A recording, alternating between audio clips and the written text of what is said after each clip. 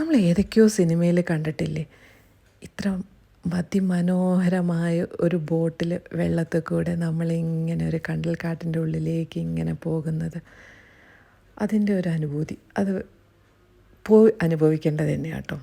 നമ്മളിന്ന് പോകുന്നത് world second largest mangrove forest അതുള്ളത് പിച്ചാവരത്ത, തമിഴ്നാട്ടിൽ.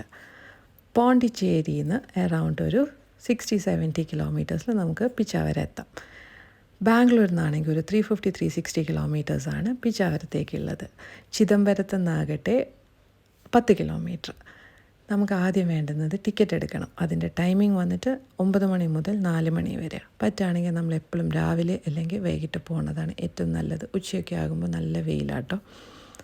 അവിടെ മോട്ടോർ ബോട്ടും പെഡൽ ബോട്ടും 2 സർവീസസാണ് അവൈലബിൾ ആയിട്ടുള്ളത്. ഈ മോട്ടോർ ബോട്ടിന് ആണെങ്കിൽ 8 പേർക്ക് 1500 ആണെന്ന് എൻ്റെ ഓർമ്മ. അങ്ങനെ ഒരു ടിക്കറ്റ് എടുക്കണം. നമ്മളിപ്പോൾ ഒരു 4 പേര് മാത്രമാണ് ഉള്ളതെങ്കിലും നമ്മൾ അത്ര തന്നെ കൊടുക്കണം കേട്ടോ.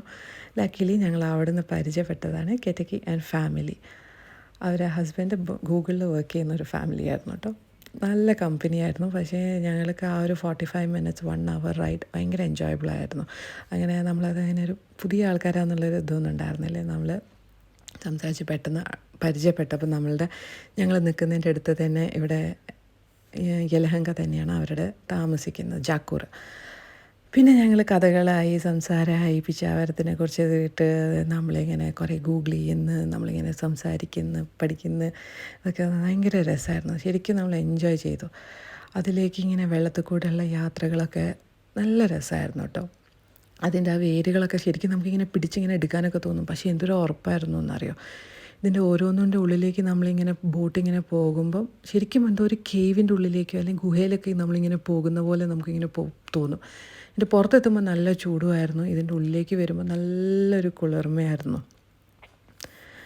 പിന്നെ വന്നിട്ട് നമ്മളുടെ ഒരു പിന്നെ ഇവിടെ വന്നിട്ട് സുനാമി വന്ന കാലത്ത് സുനാമി 2004 അടിച്ചപ്പം ഈ പിച്ചാവരത്തിന് യാതൊരു വിധ എഫക്റ്റും ഉണ്ടായിരുന്നില്ല എന്നാണ് പറഞ്ഞത്. പക്ഷേ എന്തോ പെട്ടെന്ന് അവിടെ വെള്ളത്തിൻ്റെ കളർ അവിടെ എപ്പോഴും ഒരു ബ്രൗണിഷ് എഫക്റ്റാണ് വെള്ളത്തിന്. അതെന്തോ ഒരു ഗ്രേയിഷ് പോലെ ആവാൻ തുടങ്ങി. ഇവർക്ക് ഇത് എന്താണെന്നൊരു ഐഡിയ കിട്ടിയില്ല എന്നൊക്കെ പറഞ്ഞു. ഈ കാണുന്നതാണ് കിയാൻച്ച്. ആളും ഒരു കുട്ടി വ്ളോഗറാട്ടോ. ആൾക്കൊരു ട്രീ ടോക്ക് വിത്ത് കിയാൻച്ച് എന്ന് പറഞ്ഞിട്ടൊരു പേജൊക്കെ ഉണ്ട്. അപ്പോൾ ആളുടെ വ്ളോഗുകളും ഒക്കെ അവിടെ എടുത്തുകൊണ്ടിരിക്കുകയായിരുന്നു.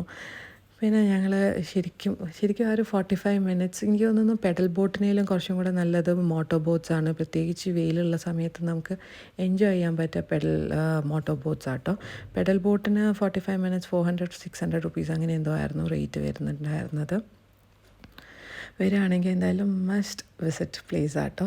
ഇതിൻ്റെ ഒരു ബെസ്റ്റ് ടൈം എന്ന് പറയുന്നത് ഒരു നവംബർ ടു ഫെബ്രുവരി ഒക്കെയാണ് പിച്ചാവരം വരാൻ ഏറ്റവും നല്ല സമയം എന്ന് പറയുന്നത്. ഈ ഒരു കണ്ടൽക്കാടുകളിൽ ഈ മരങ്ങൾക്കൊക്കെ ഞാൻ കണ്ടിട്ടുണ്ടായിരുന്നത് പൂക്കളൊന്നും അധികം കണ്ടില്ല. ഒരു കായ പോലെ കണ്ടു. ഈ സീസണിങ് അല്ലാത്തതുകൊണ്ടായിരിക്കും ഒരു നീളത്തിലൊരു കായ പോലെ. ഇവിടെ കുറേ അക്വാറ്റിക് ഇതൊക്കെ ഇങ്ങനെ വരാറുണ്ട് ബ്രീഡ് ചെയ്യാൻ വേണ്ടിയിട്ട് എന്നൊക്കെ പറഞ്ഞിട്ടുണ്ടായിരുന്നു. അവർ കുറേ സിനിമകൾ ഇവിടെ വന്നിട്ട് ഷൂട്ട് ചെയ്തിട്ടുണ്ട്. ഈ ഒരു കണ്ടൽക്കാടുകളുടെ ഭംഗിയൊക്കെ ഇങ്ങനെ ആസ്വദിച്ചുകൊണ്ട് നമുക്കിങ്ങനെ നല്ലൊരു യാത്രയായിരുന്നു. ശരിക്കും പോയി അനുഭവിക്കണം. എന്നാൽ നമ്മൾ ഇവരുടെ അടുത്ത് ചോദിച്ചു, നിങ്ങൾക്ക് കേരളത്തിലുണ്ടല്ലോ ഇങ്ങനെയൊരു കണ്ടൽക്കാട്, നിങ്ങൾ എന്തുകൊണ്ട് അതിൽ പോയില്ലേ എന്ന് ചോദിച്ചു. എന്തിനാണ് നിങ്ങൾ ഇവിടെ വന്നിട്ട് വരുന്നതെന്ന്.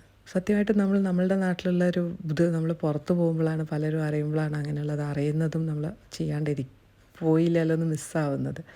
പക്ഷേ ഇത് ഭയങ്കര വർത്ത് ഇറ്റ് ആയിരുന്നു. പോവണം.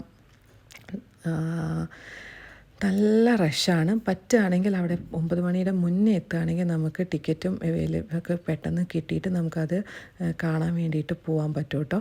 അല്ലാന്നുണ്ടെങ്കിൽ റഷായി കഴിഞ്ഞിട്ടുണ്ടെങ്കിൽ നല്ല ബുദ്ധിമുട്ടാണ്. ടിക്കറ്റ് കിട്ടിയപ്പോഴാണ് നമ്മളിത് കണ്ട് തീരാമെന്ന് തന്നെ അറിയില്ല. അപ്പോൾ don't miss it. Pichavaram, Tamil Nadu. By.